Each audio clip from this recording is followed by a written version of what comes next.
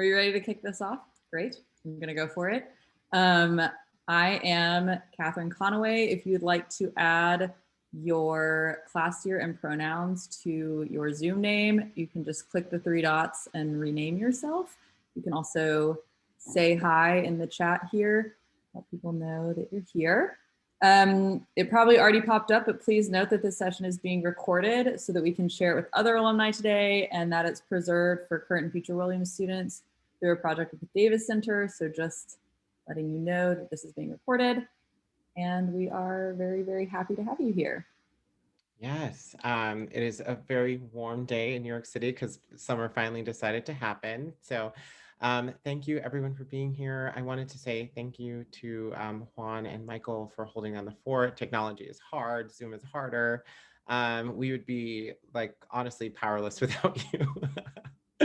And then happy Pride, everyone.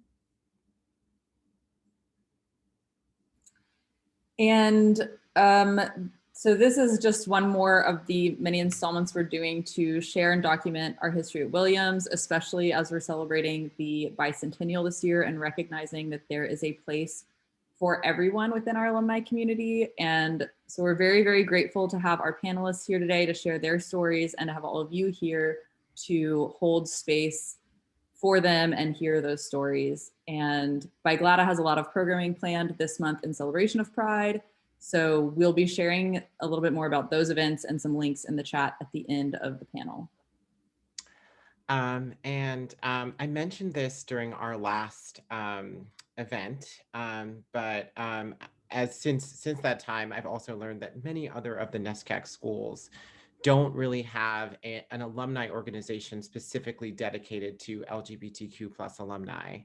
And this is kind of crazy to even realize that something like BiGLATA exists, that something like QSU exists. And I can't imagine what it would be like to have gone to school when I went to school in 2009 and not known that there was some sort of alumni organization that was a coming together of LGBTQ plus peoples. But thankfully, there's something different in the water of the Hoosick River in that Purple Valley that I really want to go to now that, I'm double vaxxed. And because of that, I think it's so important that we have these events that capture our oral history and that, tell more stories about what it was like for us to go to Williams, what it was like for us to leave Williams and then go out into the world and to pass that on to the current students and to future generations. As BiGLATA, we are so grateful to, the people that graduated in the 80s and 90s who, were members of this very organization, who are also members of the, people that volunteered to help keep it alive. So thank you so much to all of our panelists, and then also to Christopher Kerby and Dena for helping us put together this panel. You each played a very special role in that, as did Aiden Osgood and Elspeth McMillan. But also, as we begin this conversation today, I wanted to just remember that, some of the people that could have been here that were members of BiGLATA or could have been members of BiGLATA are not here because they may have passed away from natural causes or accidents or time, and some to HIV/AIDS related complications. We are trying to work for a way for Williams to honor those lost to HIV/AIDS and its impact on our community specifically. But, today is about the 80s and 90s and telling our story in a bicentennial story time. This month's theme is community, and Pride is now. So happy Pride, everyone. I'm going to say this like 500 times today. It is so good to have this time of year come around and to really remember that we're here, we've always been here, and sometimes, with the past, like it can be very complex. Like we can have complicated emotions about how it went down, but this series was created to further include our stories into the history of the college. And we're hoping that in recalling this, we can acknowledge some of the shortcomings that may have existed in our college at that time, but we can also, acknowledge it, learn from it, connect intergenerationally as EIFs, documenting our evolution, and then also take some lessons for how we can fortify the college for the future to help our students and future alumni and current alumni thrive and hopefully, feel like there is definitely a place for them at Williams College and in the world. So today our panel is focusing on a few alums from the 80s and 90s. We will have each of them introduce themselves. We have a few questions that Mijan and I have prepared to ask them, and then we will open it up for Q&A from the audience. So the whole event is about an hour and a half, and so just kind of giving you a sense of that time. We're very, very grateful for your time and excited to have this conversation. So you can add questions in the chat. Please put a Q in front so we know it's a question, or you can add, I think like there's a Q&A feature. So we will keep track of that and ask some questions at the end. But for now, we're going to start with our panelist introductions. So Chris Kirby, if you'd like to start off and just tell us a couple minutes of where you're from, what you majored in, your experience at Williams, and what you expected versus what that experience was like.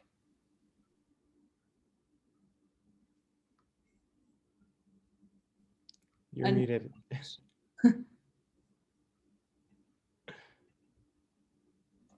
Okay, great. Great. So Christopher Kerby, 1977, arrived, and at that point was not out to myself or to any broader family or friends.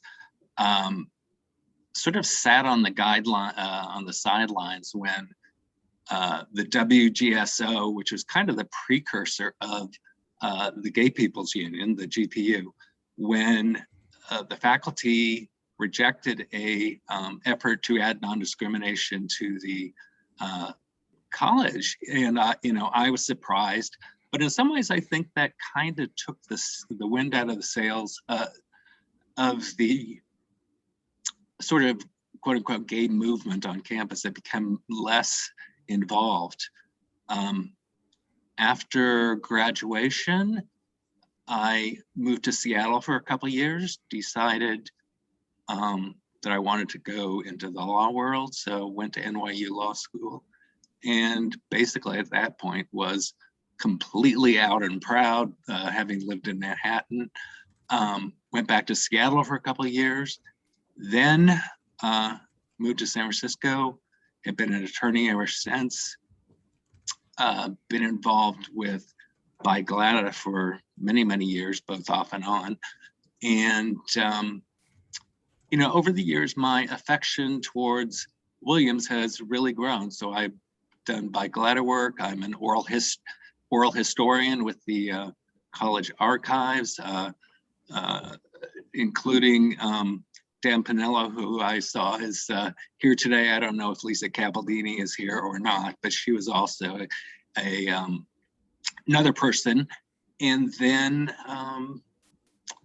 let's see. Oh, I'm also on the Williams Society of Alumni Executive Committee, which is a terrific experience. So again, my sense of Williams has evolved over time. Initially, it was a bit difficult, but in any event, that's me.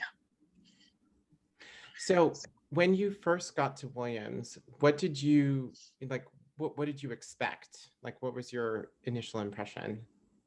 Well, I, again, came from a modest family, so in fact, didn't do the traditional college tour. I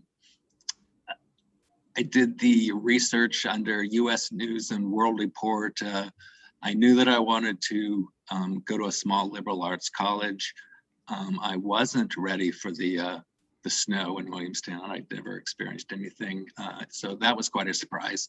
I just loved the whole concept of a liberal arts education and not being sort of career focused, not being, just allow one to focus across the various areas of study. as I said, during my freshman year, I wasn't out to myself or to my family or to my closest friends. And that really evolved over time rather quickly.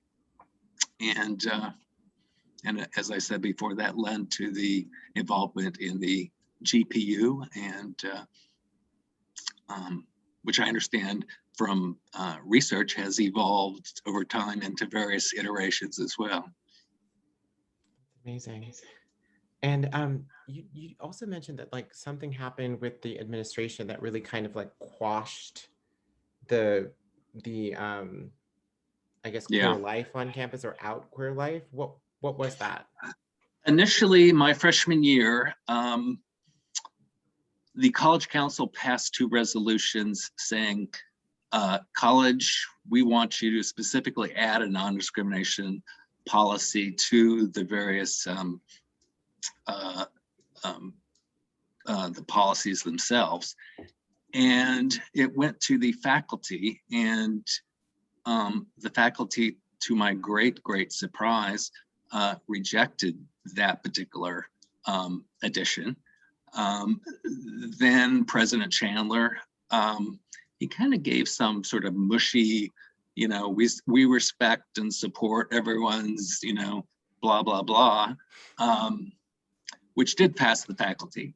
But through my research over time, the actual non-discrimination policy wasn't passed or adopted until 10 years later. And as I said before, it really kind of, at least for me, took the wind out of the sails.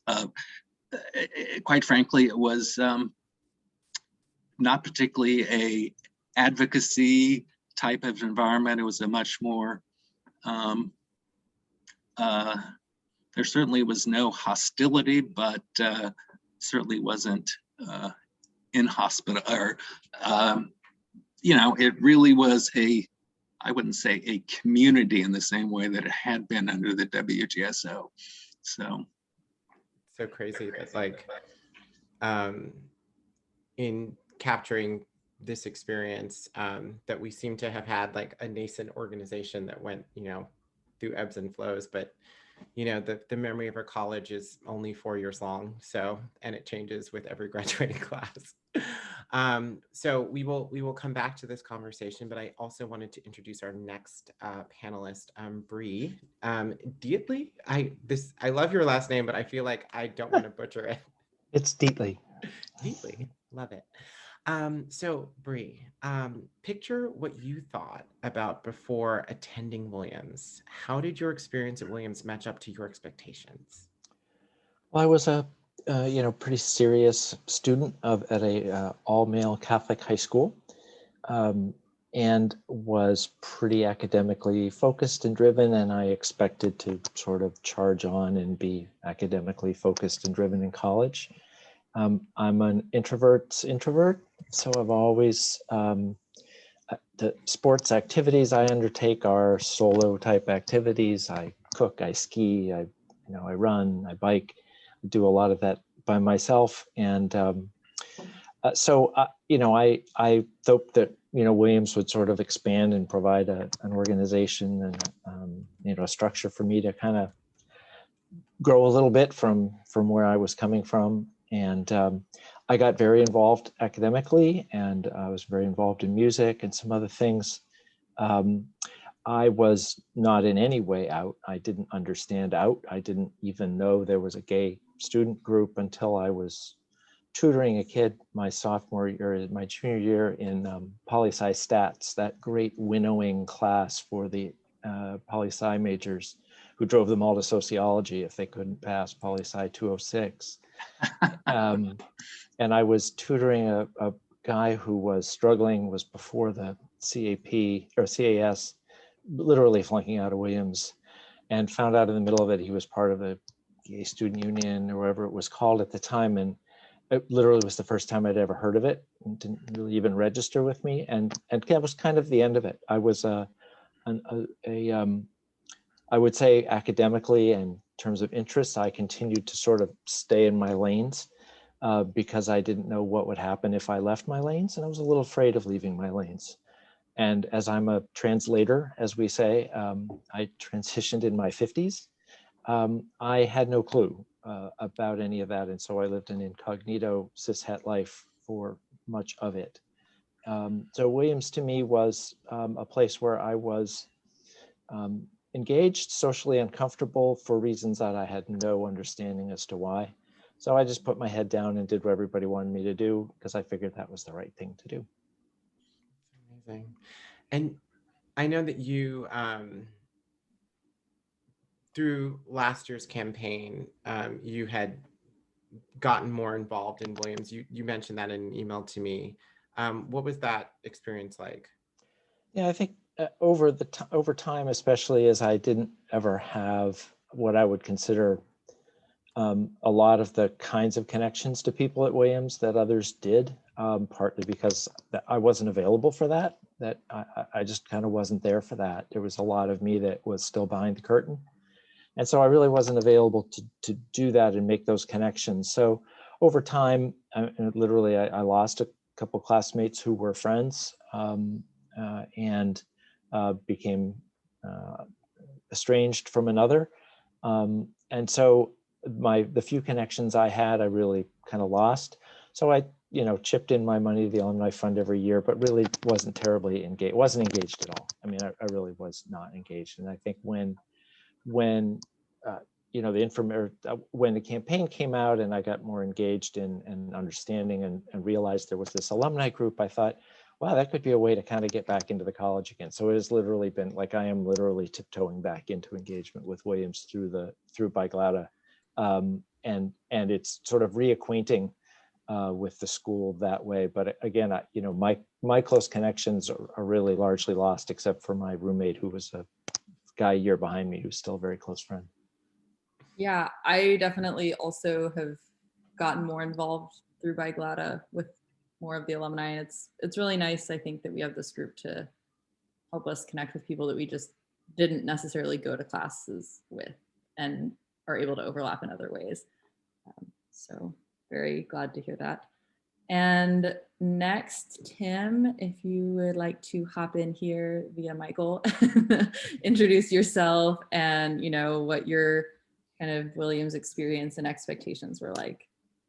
Well, it's interesting. I mentioned I went to Williams mainly because I was a swimmer, and I got introduced to Williams from my high school swim coach who had wanted to go there but didn't get in.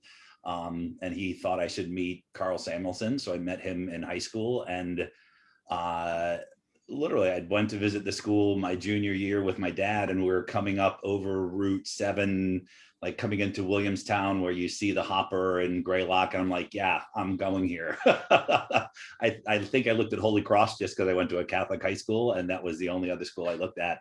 But I had, my dad was in the Navy, and he had wanted me to at least consider Annapolis and go into the military. But I knew in 1984, 1985 that I was going to be coming out of closet in college. It took a while, but I completely put the kibosh on a military academy, even though they were, trying to bribe me with cars and stuff. Like, we'll get you a car if you go to the military academy because it's free. I knew I was going to come out, and that wasn't acceptable in the military at the time.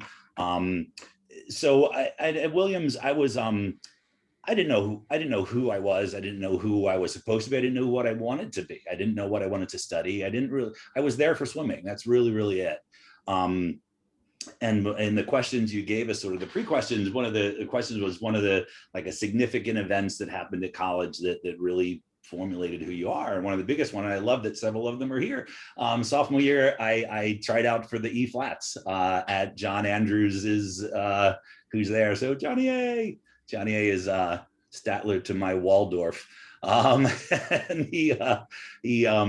I was in the flats, and it introduced me to a whole new group of people, and just met a whole new group of people, and helped me become, I don't know who I was. And finally by sophomore year, I told my JAs freshman year that I was not straight. I don't think I specifically said gay, but I said, I'm not straight, and I don't feel comfortable acting straight. And they referred me to a psychiatrist in the infirmary who was unbelievably useless. I went only a couple times. and I flirted with coming in and out and in and out. And finally, I guess it's between sophomore and junior year, I just was like, I'm tired. And it's amazing because there are several people who are in the group, in the participants here. For some reason, there was something in the air in like the spring and the fall of 1988, where like the I think we were called the BGLU at the time. Like their membership went from 20 to like 80 over the course of a semester and a half, and we'd all drive to Pearl Street in Northampton to dance on Wednesday nights, and we had dances and parties, and it was just an unbelievable. It was just very safe, and just everywhere you went, it's like, oh my God, you're coming out too, you're coming out, and at Hardy House, the first time I showed up, scared out of my mind, and I walked in and I'm like, I know like literally everybody here, and not only do I know everybody here, I love everybody in this room. So it was in the flume, exactly, Johnny A. So it just when I got over myself and I got over my fears, and I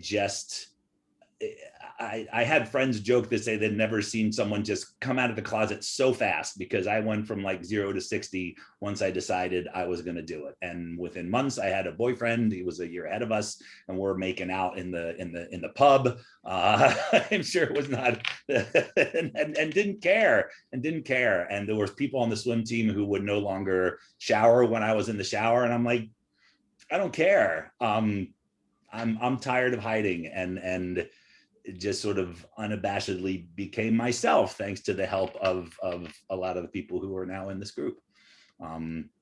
So I don't know if I had expectations of what Williams was going to be like.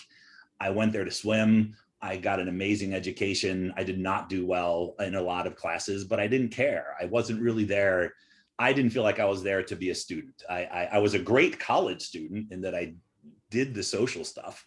And did well swimming too, but it was the learning how to learn and forming. It really became apparent over COVID when like a group of us all meet on Sunday night, and we've been doing it ever since last March. Literally every Sunday night we'll get together and have cocktails, from Boston to LA to Santa Fe, all Williams grads. And it's like my support system and my family, like my chosen family, are the vast majority of them are people from Williams. Yeah. I could keep going on, but I think that sums it up. I went to Williams for swimming, and I found it incredibly comfortable to come out. After I found out I was positive, I kind of for a year or so sort of separated myself because I was afraid to go back up there. But once, the cocktails were out and stuff, I really threw myself back in and got into BiGLATA and really Williamstown. By the time I graduated, I had worked in so many restaurants and lived there for 3 summers. I felt as much a part of the town as I did a part of the college. And it's one of the things I miss the most about living on the West Coast now is I'd go up to Williamstown 2 or 3 times a year. And now I just can't. But Williams it's my haven and it's my safe space. And largely because of a lot of the people who are in this room. It sounds like you definitely did the assignment. I totally get that feeling. It's I call myself a New Yorker, but having gone to Williams, spent some parts of the summers there, the Berkshires is definitely a part of my identity, and I think that it kind of like grows on you in the best of ways. Well, I remember first driving up to Williams College and seeing Ivy on a red brick building, being like, "What is this dump?" Now I'm like, "Oh, it's so beautiful. It's quaint." Okay, but we do need to introduce our next panelist. So Walter Cheng, so happy to have you here today. Can you picture what you thought of before you were attending Williams, and how did that experience at Williams match up with your expectations? That's a great question. And thank you so much, first of all, for having me here today. I think I'm going to answer the easy part of the question first, and then I'll go to the more complicated stuff. So from a curricular standpoint, I think Williams was a very clear choice for me. I grew up in New York City, grew up through the public school system, and actually went to a science and math magnet school in the Lower East Side in Manhattan. And I think that my high school was a super hyper competitive environment where there was so much pressure to go to an Ivy League school or to MIT and just be super techie. And I knew that I wanted to be pre-med. I knew I wanted to go to medical school, but I also didn't want to go get sucked into a sole pre-med track. And I was lucky that my guidance counselor in high school was a Wesleyan graduate and kind of really pushed me into the liberal arts field. And so I think that from a curricular standpoint, the choice to go to Williams totally matched my expectations. I got to just dabble in a gazillion subjects, got tons of mentoring in small classes, really loved that. I think the more complicated thing is this intersection, I think, of sort of the background that I come from as a kid of immigrants, as a person of color, and as a queer kid. I think that growing up in New York City in the 80s and 90s was an interesting time because I think that it was late, and this is in comparison, I think, to some of the discussions we had during the 60s and 70s talk. I knew I was gay from a very early age. I could use the word gay to describe myself by the time I was 11, but I didn't come out at the time. And this was still in the late 80s. And when I went to high school on the Lower East Side, I think one of the biggest challenges I saw were two things. One is I saw a ton of young gay men who looked really sick. And as a pre-med kid, I was volunteering in a lot of hospitals. I volunteered at Beth Israel in the Lower East Side, at St. Vincent's. So I was seeing a lot of young gay men who looked really sick, and that was terrifying to me. The second thing that I was struggling with is I didn't see a lot of queer Asian people. And I felt that the community was still very much non-Asian represented. And so I didn't know what to do. And I think that one of the challenges about growing up in New York as a kid, where you can't really access the gay community as a 14 or 15-year-old, is that you see the gayness in front of you, but you have no access to it. I was 14 and I looked like I was 11. And so there's no way I was going to sneak into a bar or get to know people. And so I think I developed a lot of preconceived ideas of what it meant to be gay. And for me, I had just had this just overwhelming fear that the minute I came out, I would get AIDS and I would die. And I actually chose Williams as a bit of a refuge because I felt that it was a way for me to try to go to a place that seemed safe for me and away from New York, because I just saw so much sickness. And I made the choice of actually volunteering in an AIDS ward thing that would help me come out. And as a 15-year-old, I was not emotionally ready to handle that. And so I actually chose Williams partly because of my gay identity. And I wanted to come out in a place that was away from the city and away from the scourge. I have to say that, my experience at Williams was complicated. I think that on the one hand, I made some amazing friends, and it's so wonderful to see some of them here today. It just makes me almost want to tear up. But it was complicated because I think it was very hard to navigate the school, coming from a non-privileged background. I just felt there were a lot of white kids from boarding schools that I just couldn't relate to. As an Asian American who was really active in a lot of the Asian American groups, being the only gay one in CASA, the Chinese group, was a little awkward. And then being in the BiGLU as one of the minority people of color in that group is also a little bit, difficult to navigate. So I think that maybe the best way to describe Williams is that I think it offered me a lot of growth, but I think it was a stepping stone to further growth that needed to happen after I left. Yes, I think that is a common theme we are hearing in a lot of people's stories through the bicentennial, is just how that Williams experience isn't contained to the 4 years, and a lot of it really can expand through our lives in so many different ways, and definitely doesn't just end at graduation, which is mostly good, probably. Thank you so much for sharing.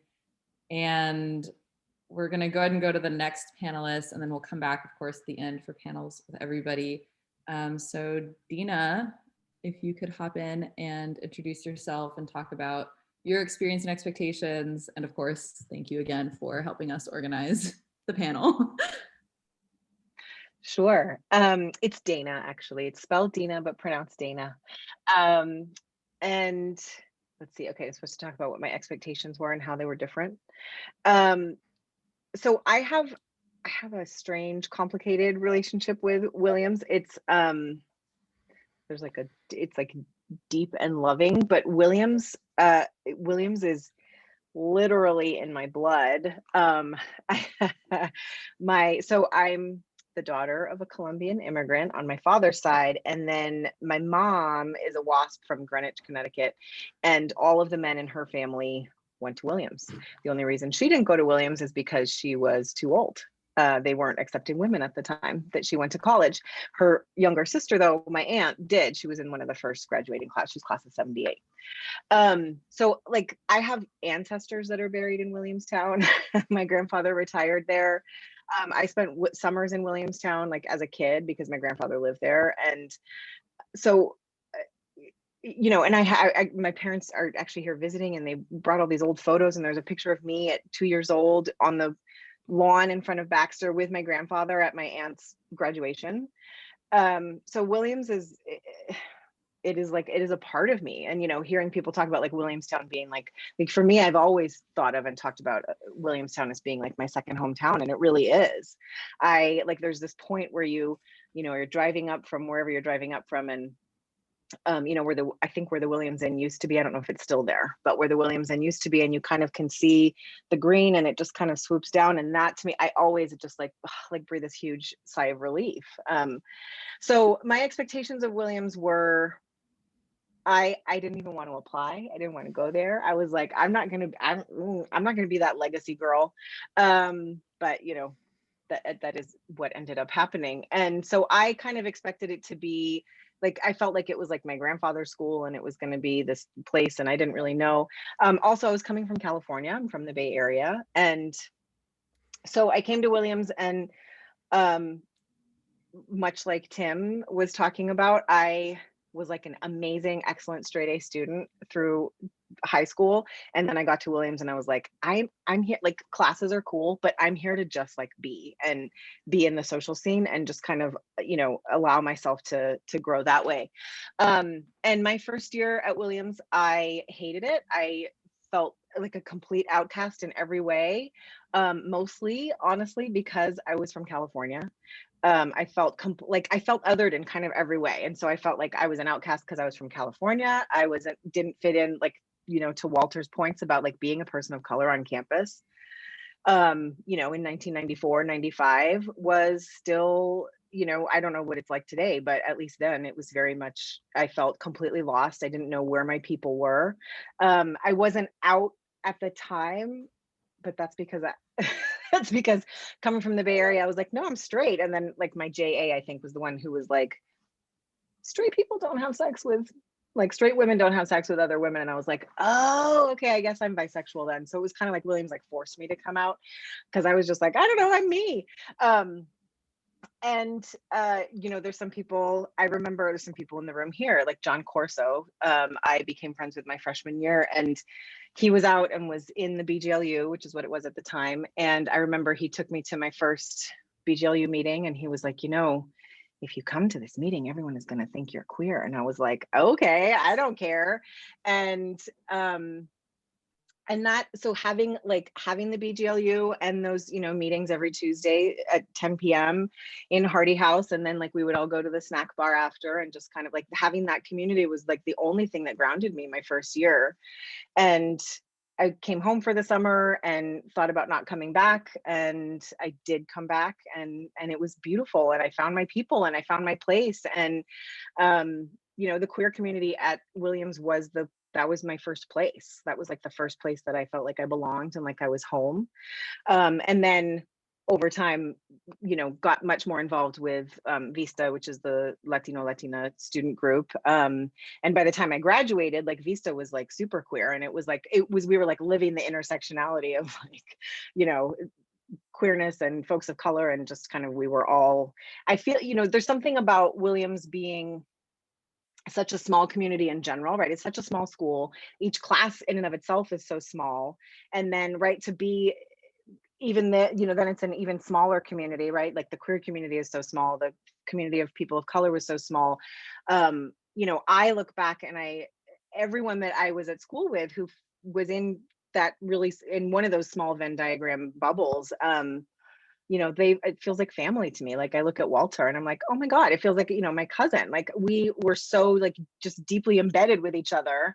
And I don't know, like there were incidents that happened on campus for sure when I was a student there.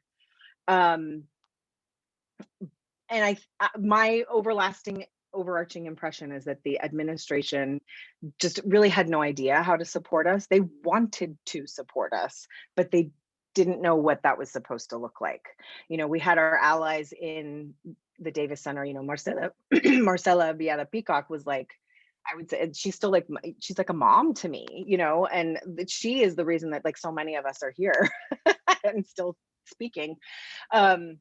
Yeah, so it has always felt like a really small family to me, and I love that, and it feels like coming home. And even though I have like a lot of issues with a lot of stuff that went down as when I was a student, I still hear a lot of the same issues, especially from students of color. Like a lot of the issues haven't been resolved, and there's a lot that the college needs to pay attention to. But I feel like for us as students, we've always had each other's backs, right? And we just kind of know that about each other. And so then after I graduated, I became part of what was then BiGLATA, and then we changed it to BiGLATA, even though so the 4 years that I was a student, the theme that we kept hearing was like, oh, we can't add a T to the BGLU because the alums are going to freak out and they're going to stop donating and they just won't be able to deal. And then my senior year, we were like, we don't fucking care. And there's trans people, even though there were no like out trans folks, we were like, there are trans people here and it's just time. And so we added it, became the BGLTU, like this, very unwieldy alphabet soup. And then I remember when I joined BiGLATA, we changed it to BiGLATA, and there was a lot of talk and a lot of discussion, and it was maybe semi-contentious, but not anywhere near as contentious as like any of us as students had imagined it would be. And I really enjoyed, being a part of that. The year after I graduated, so I stayed on campus for a year and worked in the alumni relations office, actually. My girlfriend at the time was a senior, so I stayed on campus and kind of was with her. And that was the year that Matthew Shepard was murdered. And we did this huge, like art activism just moment on the lawn in front of Baxter to kind of commemorate that. That stands out as one of the sort of most memorable things that happened, even though it was the year after I graduated.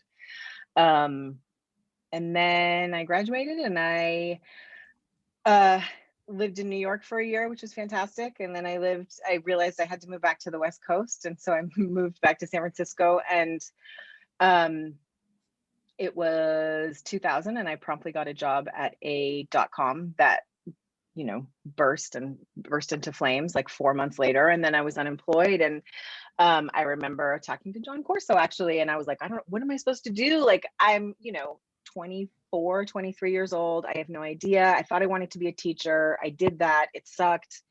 And John was like, what was most impactful and important for you when you were on campus? And I was like, well, it was like all the student activism. And then I realized, like, okay, right, the sort of a quote unquote adult equivalent of that is the nonprofit world. And then that's how I was like, all right, I'm going to go into the nonprofit world. And I got a job as a receptionist at the LGBT Community Foundation in San Francisco. And the rest is history. I've been in nonprofit fundraising for more than 20 years and worked for 13 years at the National Center for Lesbian Rights, and saw that like it was like a whole generation. When I started there at NCLR, it was like, oh, gay marriage is impossible, that'll never happen. And then by the time I left, it was a foregone conclusion. And yeah, it was a very, very interesting, that was a very, very interesting time to sort of be a part of the movement and be in all of it. And now here we are.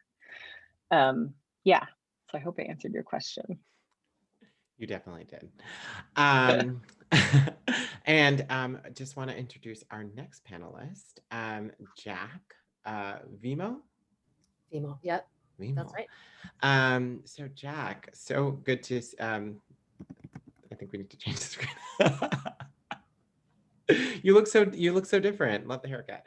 But picture what you thought before attending Williams, and how did your experience match up with your expectations? Well, I was a hot mess in my sort of life when I came to Williams because I had just gotten kicked out of my house for being queer. And it's very funny. So I had started one of the first gay straight alliances in the East Coast, and but my parents were not supposed to know, and then I got outed. And then my mother actually made friends with this other Latina woman on the tour, and recruited her when I was touring Williams, and recruited her to say that she should send me to Williams because it would straighten me out. Let's be clear, that did not happen.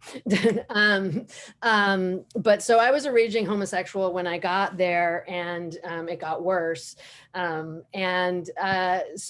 when I was there, I was the president of the BGLU that then became the BGLTU.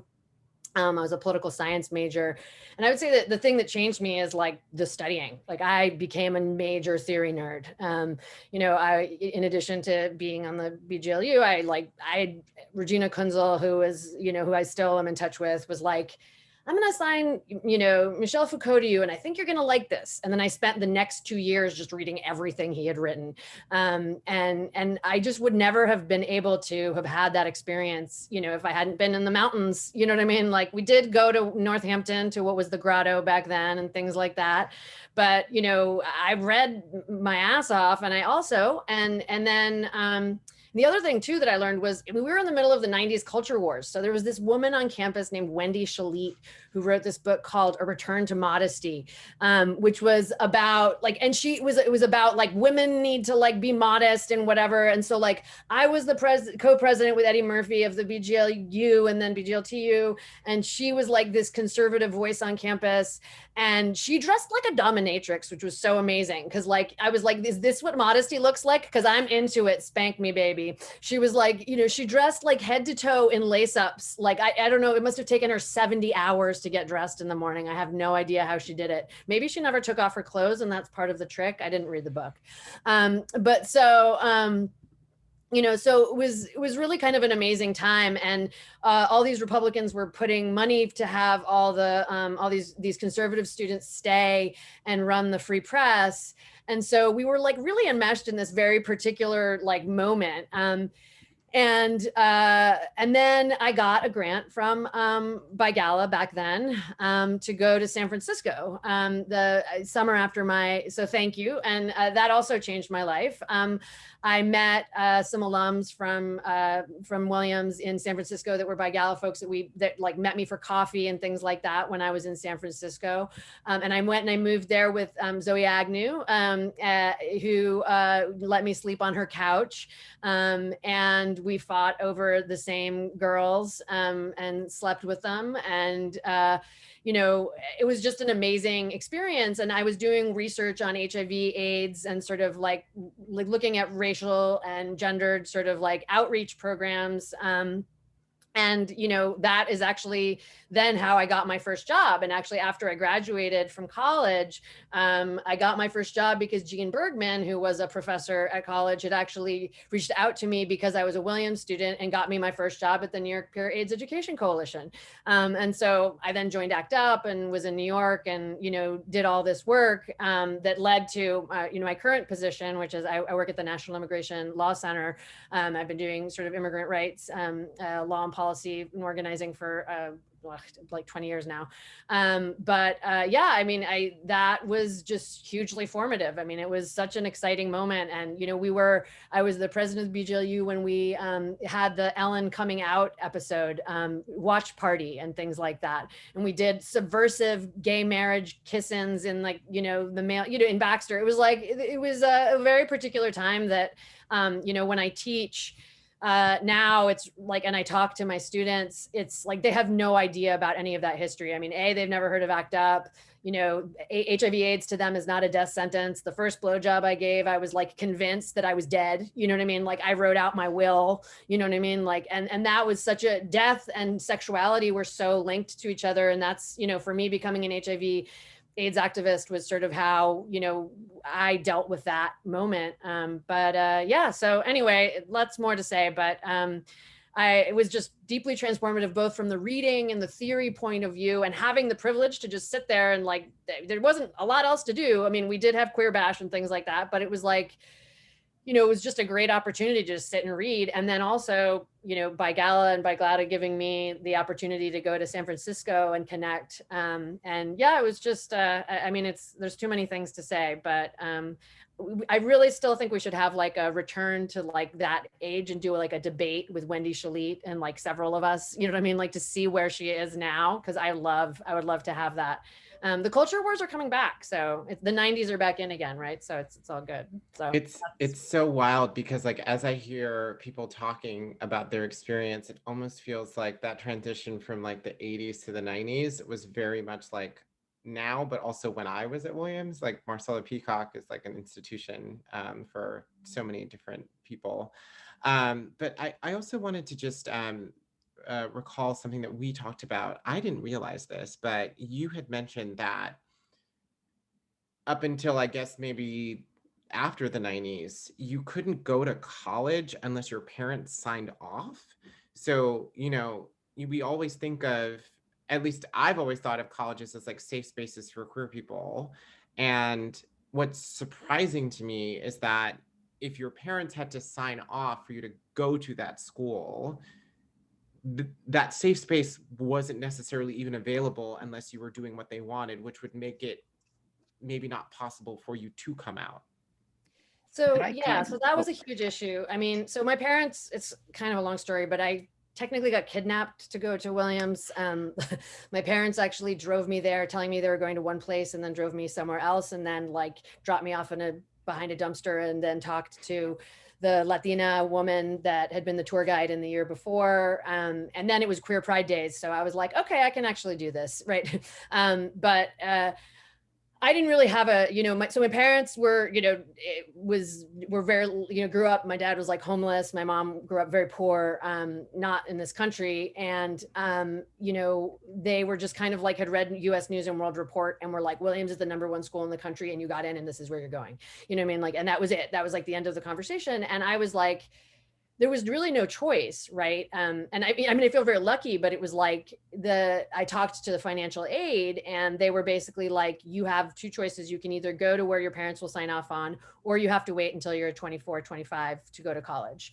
And there's some good reasons for that. You don't want rich people who have the means to not, you know what I mean? To like pretend that they, you know, are estranged from their children and then not contribute financially to college. But, you know, and this became like a recurring issue with many friends of mine. You know, my partner actually had to marry an abusive dude to get because she was in the same situation with her parents. And the only way she could get emancipated to go to college where she went to Santa Cruz was because she was married. And so she was no longer a ward of her parents. She was actually a ward of her husband. And, you know, like that was the way it was. Now there are more sophisticated ways. And I work in universities and I teach in colleges, and there are ways you can get waivers if you've been kicked out for being queer, but that didn't exist back in the 90s, right? And so it was a very, you know, it was a very kind of crazy time, and I got really lucky, but it was yeah, it was a very fraught moment. You know, if I can jump in for a second here, you know, actually I had the opposite experience of Jackie, and so I was outed between my freshman and sophomore years, and my parents found out and they actually disenrolled me from Williams. And I was pulled out of the college, and it only became that we had this sort of detente where I pretended to try to be straight, that they re-enrolled me in because they thought that me going to Williams was actually the corrupting influence. They thought Williams was too gay, unlike Jackie's parents who thought that Williams would straighten, you know, straighten Jack out. And so like I think that it was tough because, you know, talking to financial aid, I remember panicking the rest of my time at Williams because I wanted to find some way to emancipate myself from my parents, because I felt that there was this yoke around my neck the entire time. And it was a very challenging time because on the one hand, they said that there was a non-discrimination clause in place. They wanted to support queer students, but I hit a wall after wall my entire time at Williams because I kept on trying to emancipate myself so I could get financial aid so I didn't have to rely on my parents, but I was never able to do that. That's crazy. I just, there's so many things that I learned from these conversations. That kind of helps us transition into the group panel Q&A time, which is helpful. I think y'all did a great job of talking through your experiences at Williams.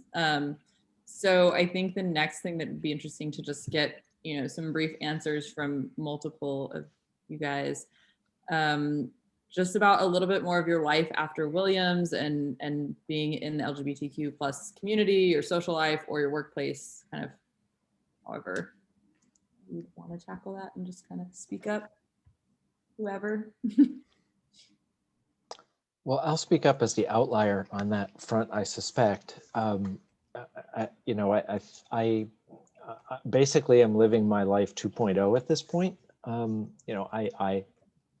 went through Williams. I met a girl, I married her, I had a kid, did all that good stuff. I had a career, had a job, reputation, pillar of the community, as my ex-brother-in-law used to say. And then things sort of ruffled up, but I carried into my transition a large load of white male privilege, which made my transition incredibly simple compared to, as miserable and awful as it was, incredibly simple compared to what so many people who do go through. I was, extremely fortunate in having a small group of supportive friends. My parents are quite elderly. Frankly, wasn't able to come out to my father. He passed away before I did. My mother sort of understands. She's 96 and has dementia. She sort of understands, but she's always tells me how nice I look, and always has. So God bless her. But really, the thing that surprised me maybe the most was, despite working in a fairly conservative business where I lobby on behalf of companies and businesses and represent them in regulatory and legislative arenas, I found the sort of white male institutions to be quite welcoming to me in my transition. Again, because I was bringing a reputation and a career behind me already. But I've frankly been astonished. I've sat with some who I would consider pretty prickly individuals who have been nothing but respectful to me. So I would say, despite I had a lot of advantages in transitioning when I did, but it was totally new to me. So I am literally on a second life. So that is a unique, I suspect, a unique experience from that.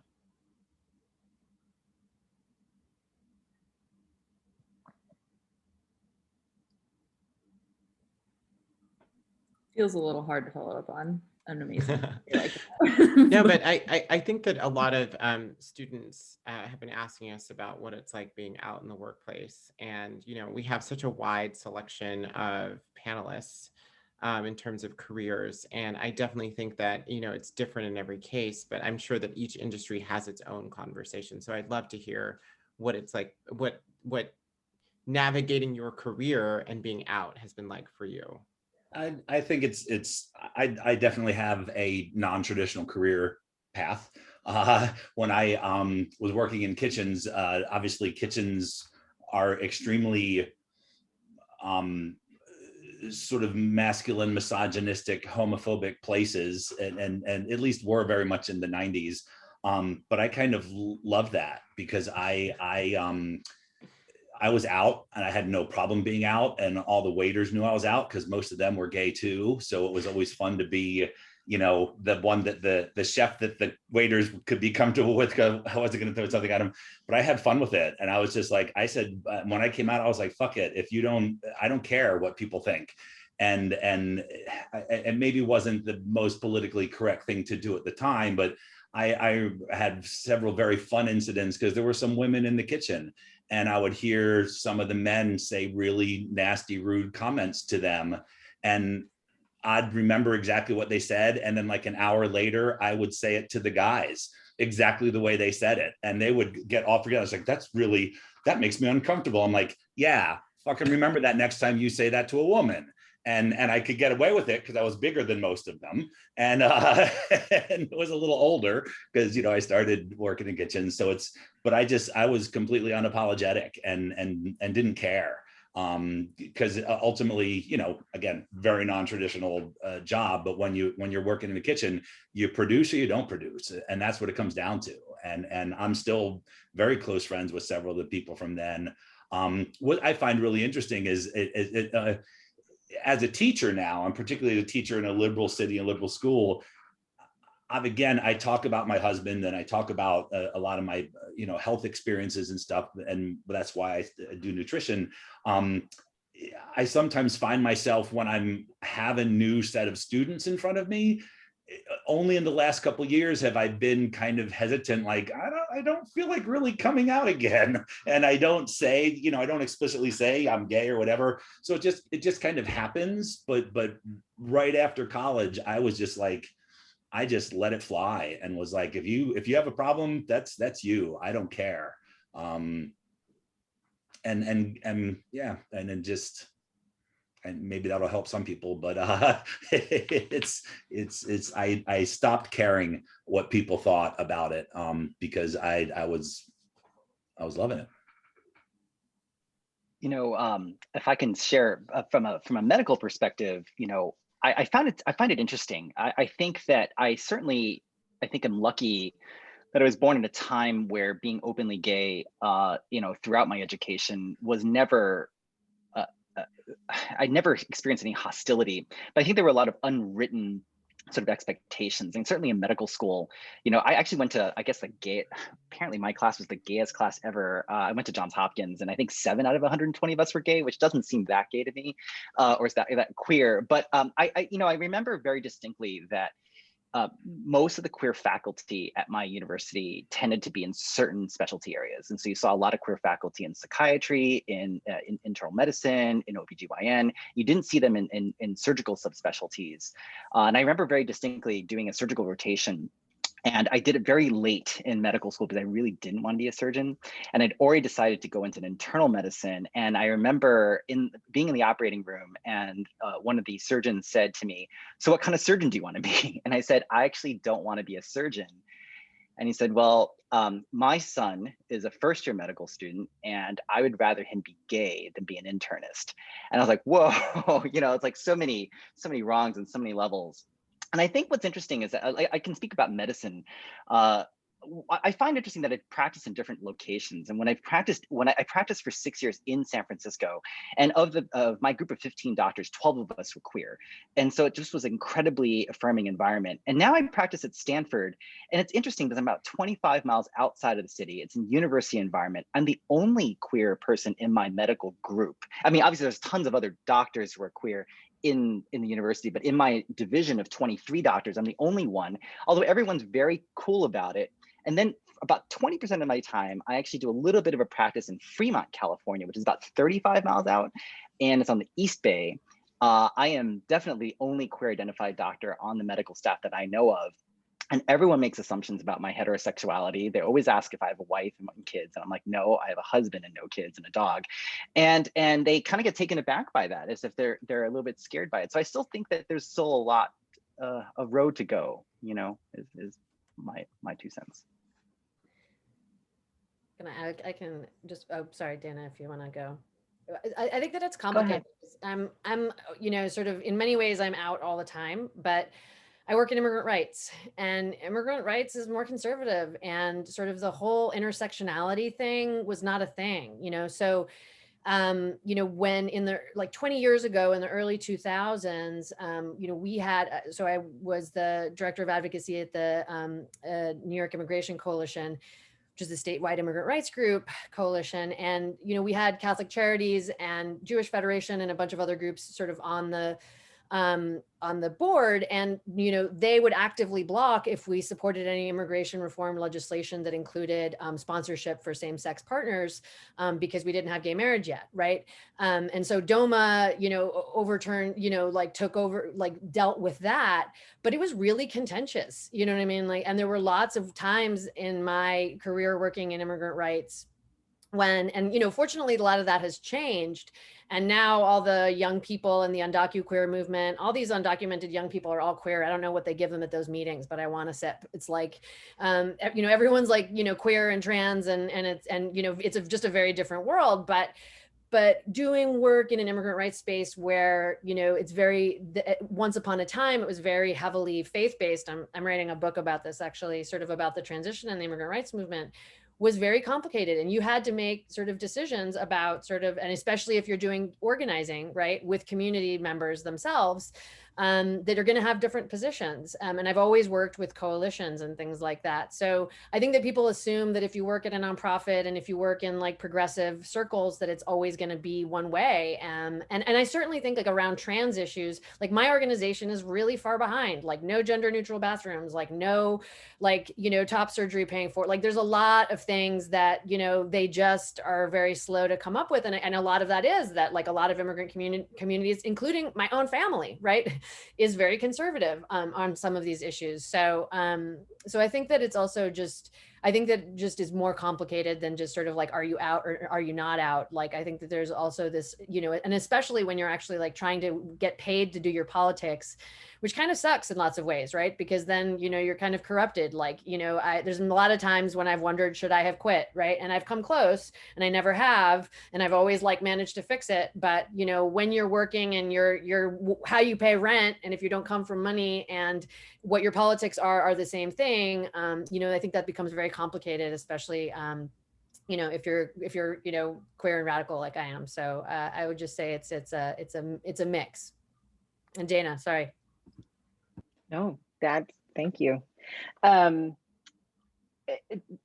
I have had several different experiences. My first job after working at the Alumni Relations Office was I was a Spanish teacher for some very highly overprivileged 6th through 9th graders on Long Island in Oyster Bay. And it was at this private school, and the headmaster, you know, and I had a girlfriend. I was very, very out, very open about it. And he told me on my first week of school that I was expressly forbidden to come out to my classes. And I was like, okay. And so all year long, the students and I did this whole little dance where they'd be like, Señorita Zaldua, like, do you have a boyfriend? And I'd be like, nope, I don't have a boyfriend. So we did that whole dance. And then like the last day of school, I told all my students, and all of them were like, oh, yeah, my aunt is queer, or my uncle, or whatever. Like none of them cared. And then that was the job that cured me of wanting to teach for the rest of my life. And then going into right, like LGBT nonprofit world is very, you know, obviously like I was out, but interestingly, so working at the National Center for Lesbian Rights for 12 or 13 years, they have a lot of different donors. There's a lot of different communities that the donors come from. And I remember like there were times when, so I, for a long time, was married to a trans man, and he was stealth and totally passing, and no one knew other than, you know, my coworkers knew, but like, this isn't something I like talked about like in the world. And I remember being at a donor dinner with our executive director and like several other donors. And this woman turns to me and she's like, so how does it feel being the only straight person on staff? And I just looked at her, and our executive director turned to her and was like, Dana's family, that's all that you need to know. Which, you know, thank God for her for like being that kind of ally. But right, so then it was like I got it on the other side. And then, you know, and I've just been out ever since. And kind of Tim sort of like with that same attitude of like, I just, if you can't deal with it, then you are going to have to be the one that goes somewhere else. And Jackie, to your point, like that is a privilege that I have had, right? Because, you know, I work with immigrant right groups too, but these are like West Coast, like super, super progressive immigrants. And that is just the world that I've been in sort of professionally. And maybe in part because I had that experience at that school where I was like, this is horrible, like having to sort of suppress who I am and not talk about it, like very actively not talk about it, just didn't work for me at all. You know, I would say to any student who was asking, like, if it's a situation like Jackie was talking about, where you're like, no, I have, like, literally to get the job done that I want to do, I have to not be out. You know, of course, do that. But I don't know, it's 2021. It's just like, Walter, yeah, people asking you if you have a wife, like, nope, we're just done with that. Anyway, those are my 2 cents. Amen. Christopher, did you have an experience working as a lawyer in many different capacities? Essentially, no. I moved, as I said, I went to NYU in Manhattan. There wasn't, and that was in 1986 when I graduated from there. There really wasn't an issue being a law student, and then moved out to San Francisco. And there were, I would say, 2 more quote unquote progressive law firms. And there were out attorneys, out staff people, and it really wasn't an issue. So, and I chose that place by choice. On the other hand, some of the clients or other attorneys at other firms, quite frankly, I didn't want to share because, you know, it's not that I felt constrained. I just sort of, that's not the kind of relationship I had with them. But essentially, with my family, with my coworkers of all sorts, it just wasn't an issue. Is always wonderful to hear that there are places it's not an issue. Well, I think part of it is, number one, being in San Francisco. Number two, in the mid 80s. I mean, this is no Jerry Falwell, moral majority kind of thing. And three, making a good choice to go to a very supportive environment. Who also supported pro bono work. I did work for the AIDS Legal Referral Panel at the time, and they supported that very, very much. So positive in every way. I do think finding a place to work is a mix of like reading the culture of the place that you're applying to, and really asking, you know, in the interview, like, so what do you have for me? Because like, I'm a candidate, I'm a diverse candidate. Will I be safe here? And I think that if they can't answer that question, maybe it's not the right place. But I would hope that the thing that I would say about Williams is, again, graduating in '81, there was no OCC support on, you know, they didn't tell you what kind of answers or questions. There was no Hardy House or MCC. So things have changed, but again, that's the college experience and has evolved over time. So to kind of circle us back to kind of Williams-y time, you know, one of the things that is so unique about this panel is that sort of like HIV/AIDS started to come into the scene at the very, you know, early 80s. I think it was 1980 or 1981 when the first cases started to emerge. And then, you know, that sort of like went through a kind of like very big peak. And then there was kind of like hope on the other side with AZT. How did that affect your experience at Williams? If there's anything to share from that.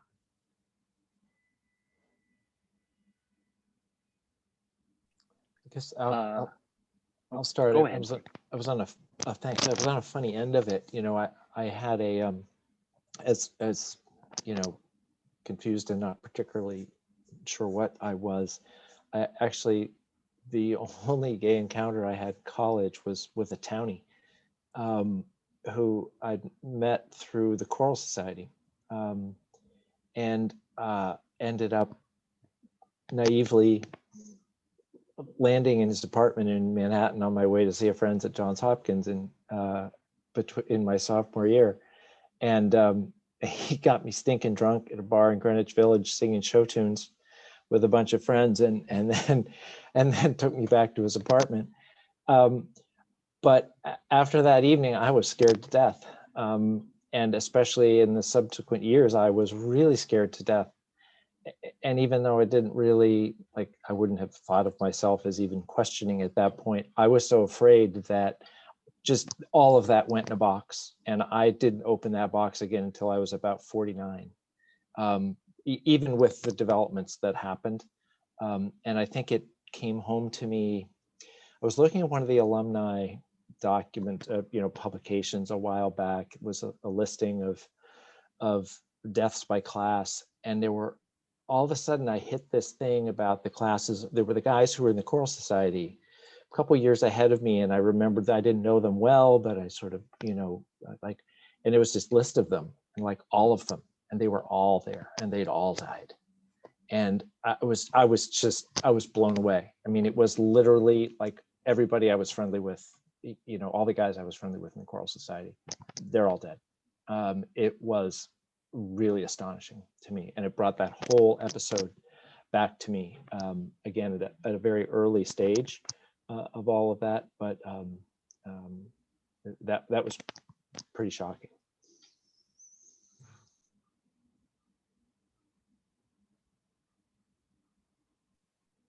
If I can say something here too, I think the mid 90s was a very interesting time, because I think I certainly came into Williams at a period where HIV treatment was still in its nascent stages. And so it wasn't until 1996 that highly active antiretroviral therapy would suppress HIV replication. And that was my senior year in college. And I think it's interesting because I feel certainly when it came to hooking up, it was this very, very pathologic situation, I think, in college, where you're 19, you're super horny, you want to do it, and so it's one of those things where like I couldn't not be active per se, but it seemed I would cry because I thought I had contracted something, and it was just a very surreal period, I think, to be an out gay man at that period. I also think it's interesting that the narrative of queer activism really switched, I think, around that time, because I think that if I'm correct in this, and maybe Dana can also comment on this, I still felt that one of the challenges looking back on it is I think the BGLU was very gay male. Certainly the leadership around that time was like that, but and it centered around HIV and AIDS a lot. And then all of a sudden in the late 90s, talking to the leadership, everything kind of switched. And so there's a very interesting time to be a student there, because everything was kind of morphing very quickly. I don't want to belabor that. I feel like I'm talking in circles now. Yeah, I mean, I would agree with you. I think, right, I graduated in 98. I have always considered myself like a child of the 90s, like the whole safe sex campaign, like it worked on me. I was like, yes, having been younger in the 80s, like I came to camp. I know students now. I live in Eugene, Oregon. The University of Oregon is here. I know students, and I am shocked at the level of risk they are willing to assume with their bodies. And I'm just like, it was not like that when I was in college at all. Like everyone was willing to wear a condom in college, at least in my experience. And the focus wasn't, so there wasn't a lot of like safe sex that I remember, like super safe sex, like talking about HIV and AIDS. That just wasn't really something that we talked about at the front, but I feel like all of us kind of had it kind of underneath. It was like a foundation that we all had that I just don't seem to see in young people anymore. It's interesting. Yeah, I think very much at Williams, it was, you heard about safe sex in the same way we heard about drunk driving and stuff like that. And I wish the safe sex part had stuck in my head as much as the drunk driving had, because to this day I've never driven drunk. But it was weird, and I don't want to belabor the point either, but it's kind of funny. It was like 2 years ago today, actually, at my 30th reunion, I gave a talk about my experience of leaving college and becoming positive, because we were so sheltered at Williams that it was like something that I didn't necessarily talk about, but you talked about it in kind of in a sort of an out there kind of way. And I certainly was sexually active and was safe and was never worried about it at all until I moved to New York and was like smack dab in the middle of just death. And in the first 4 or 5 years, 50, 60 people that I knew were gone. And then I was positive, and it became it shocked me when I started dating my husband, because my husband is younger and he's from the younger generation that safe sex is like, there's a pill, and it's like, yeah, but that pill kind of comes with consequences. And it's I think I had a point when I started talking, and I don't really remember what it was. But I think the idea was kind of that at Williams, it felt so safe there, and we all, at least I felt so like the AIDS crisis was something that was happening somewhere else.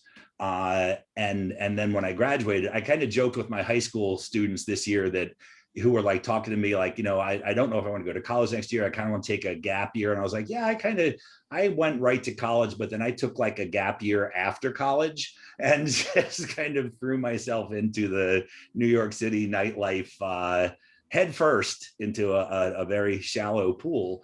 But it wasn't until I left Williams that the enormity of the crisis kind of hit home. I mean, like in a bullseye kind of way. And I've totally lost the point that I was trying to make, so I'll stop there. Sorry. Also, I'd say just like we didn't know what worked and what didn't work, right? You know what I mean? Like back then it was like, there was big questions about whether oral sex could, there could be transmission, and, everything was just new and unknown, and so there was a lot of, and I have the same experience with young people where I'm just like, you just don't have any, I mean, that's why we're seeing chlamydia and gonorrhea and stuff like going through the roof, because no one's using any, you know what I mean? It's just like, it's like it never happened, right? They have no idea, but we didn't know. But I mean, it was like, also we were at a level of, I mean, when I got that BiGLATA grant to go to San Francisco, I was part of a group called the Safer Sex Sluts. And it was like, literally like they saran wrapped me to a motorcycle on stage and licked body paint off of me. And we're like, this is what safe sex looks like, right? You know what I mean? Like I was completely encapsulated in saran wrap, like, and that was, but those same people that actually even back then, everyone said, oh, we handed out dental dams and stuff like that. I still, like how many people today use dental dams? Seriously. Like, has anyone ever used a dental dam? Like actually for anything other than a safer sex demonstration? Some people have, I know, but I do think that open jars, that's a great idea. But yeah, so I would just say that there was, is that what the kids call genitals these days? Jars? Anyway, so I would just say like that, the uncertainty is also a huge factor, but also kids today are like, we've got PrEP, there's, heart, I don't have to worry about things. Well, I guess kind of coming off of that as a last question, if you could give just a couple words of advice to like current or future students, what would you want to say? I would say be comfortable in the process of coming out. You shouldn't do it because somebody else tells you to do. On the other hand, be very open about it, and as you feel comfortable, move forward without any caution. So that is really what I would advise.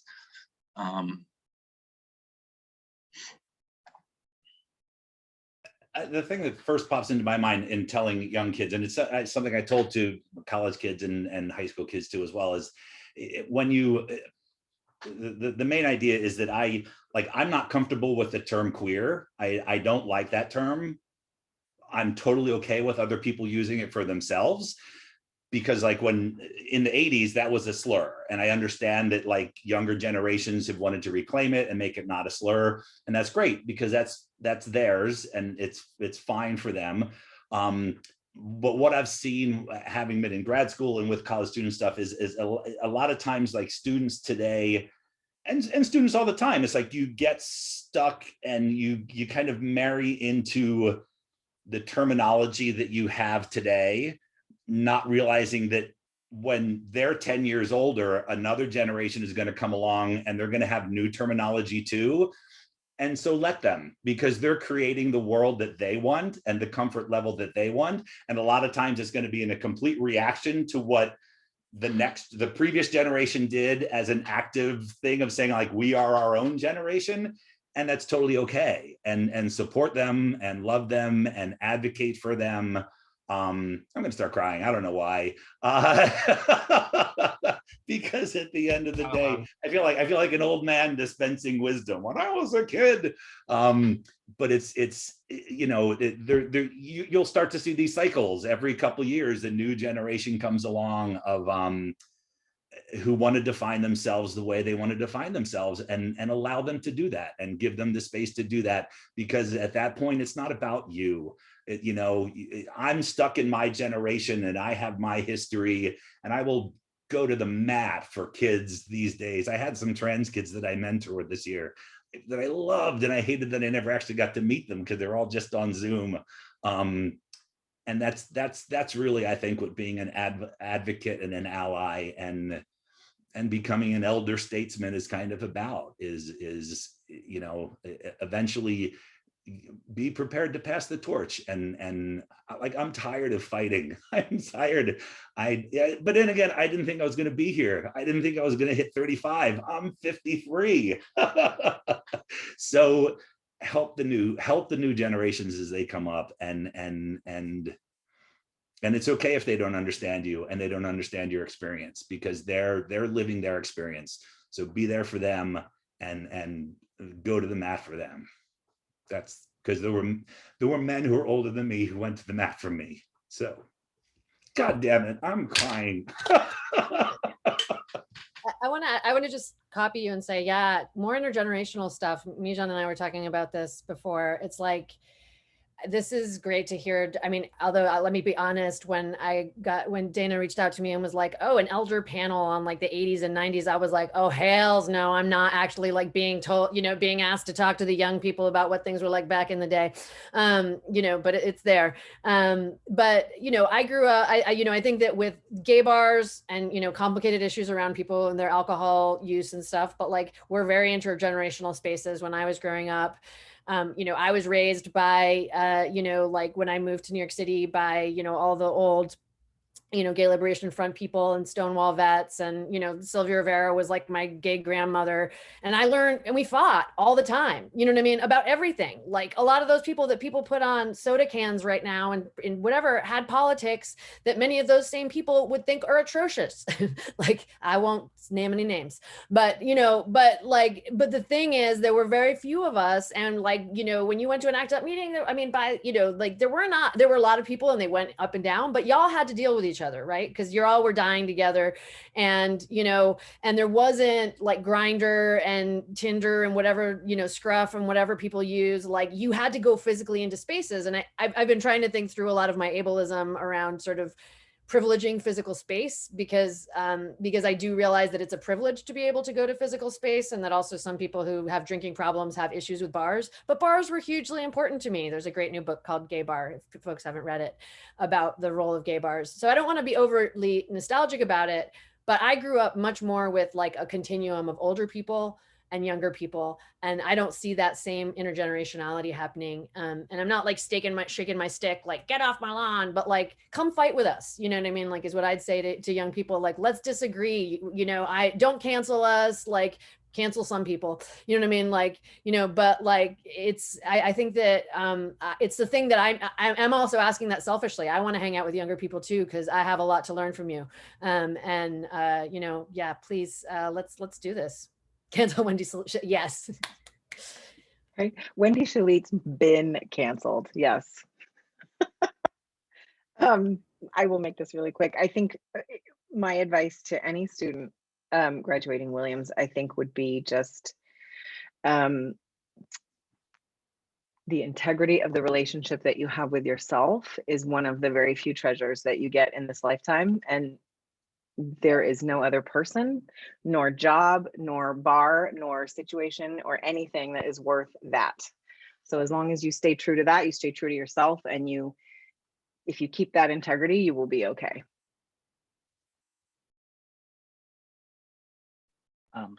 I want to echo what Dana said. You know, I realized earlier this year that I'm actually closer to Medicare than I am to my Williams graduation, which was Oh not God. fun to realize. But anyway, you know, I didn't really talk about this earlier, but I think one of the reasons why Williams was so complicated for me was I spent a lot of time trying to please other people. You know, I spent a lot of my childhood trying to please my parents. You know, I was trying to fit in a lot of ways. I think it was difficult for me because I didn't know where exactly I fit. Maybe I alluded to that earlier. And I think it was only when I sort of let go and really just tried to pursue the things that made me happy and gave me joy that I really felt, you know, comfortable. And I think that's so important, that life is really short. I mean, Williams graduation seemed like it happened 2 days ago sometimes in my mind, but 24 years have passed now. And I think that we have such little time on this planet. And I think that the less time you spend wasting trying to work for or please other people, and more time you spend trying to be honest about yourself, the happier you will be. And so that's the best piece of advice I can give to a Williams student. Yeah, I could have used that when I graduated, Walter. Would have been really good to hear. Very much the same message in terms of being true to yourself. I think my message, and I do talk to a lot of younger trans kids in various capacities, and you know, it's there's no right way to transition ever for people. Don't get, to Tim's point, don't get hung up about labels. Don't worry about the word. Try to be you. You know, try to get to you. And if you don't, you know, you can't live for everybody else. And if you're old and dumb like I was, you just spend way too long doing that, and it's really unfortunate. But you know, I'm happy with where I ended up. It just took me a little while. Wow. Definitely fighting back tears. You know, I think there's just so much here about just having a license to be yourself, because we sort of grow up learning to people please and to please other people. But I mean, I think that in general, you just have to be yourself, and like everything else will fall into place after that.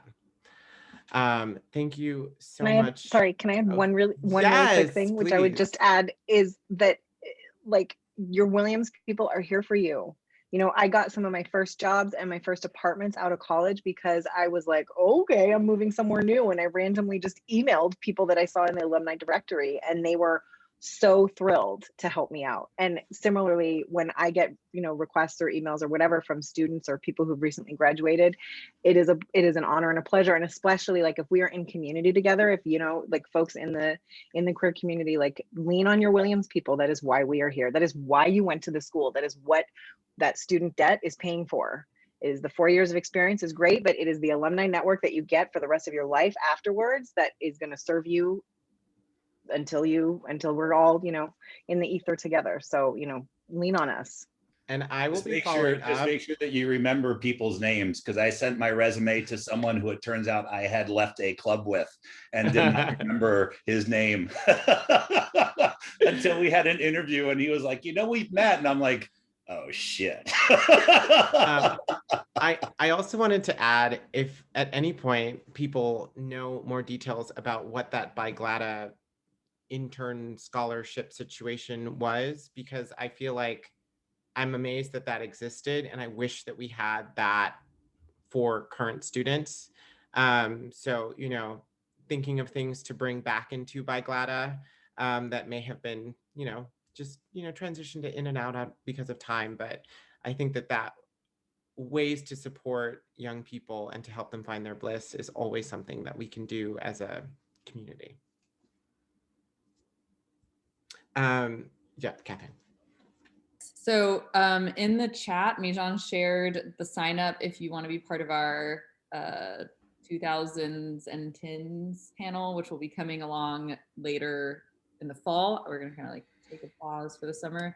We also will be having this NESCAC Pride event. So I'm dropping that in the chat, which is on June 27th. So that's a bunch of other NESCAC schools and we'll all come together. And if you came to our drag event, you might see a familiar face. So it should be really fun. Please come because we'd love to have you there. And as I mentioned, we'll be kind of going light for the summer. So why not hang out with us while you can? We also mentioned that we're doing BiGLATA stuff on EFALUM. So you'll see some other people doing takeovers. You'll see my face from the first. And we also have the listserv sign up so that you can get our newsletters if you're not already doing that and learn about the things that we're doing. And we will do an open forum again this summer, which was really great last summer. I know that's how I got involved in BiGLATA at all. So hopefully you can encourage other people to come join us for that event, which will be a mix of just getting to know each other. And also we'd love to hear, you know, if you've been to events, what's been good, what other events would you like, what things can we do as a community for each other, like this grant, but also other things. Yeah, so just trying to do a good job of keeping in touch with each other and supporting each other and hopefully also having some fun. And I just want to say such a big thank you to the panelists for coming and sharing your stories. It was amazing. And very much also thank you to the audience for being here and listening and holding space. So Yay. Thank you for all of Yeah, this. thank you. have a lovely Sunday then. Yeah. Thank you. Pride Month. We did it. Happy Pride Month. Pride Month.